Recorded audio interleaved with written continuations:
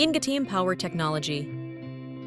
Power Grid Automation. Tutorials. Topic: Data Availability and Filtering. In this video, we will learn how data availability and data filtering work in the Energy Factory Suite tool.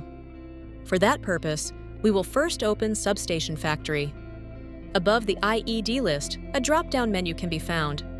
This menu lets the user select the IED from whose point of view the models in the substation will be filtered.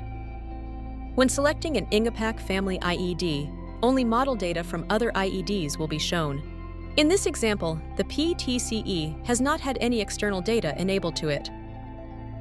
Nonetheless, the CD2 is subscribed to a GOOS published by the PTCE.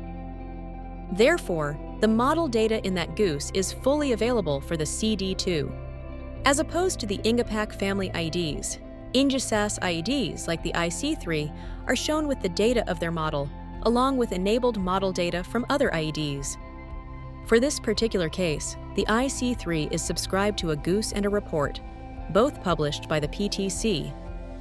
Ingesys IEDs like IT nodes, when used as model data filtering criteria, do also only show model data from other IEDs.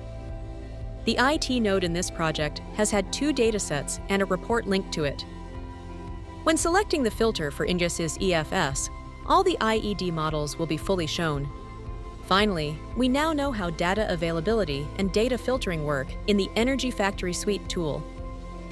Ingeteam, electrifying a sustainable future.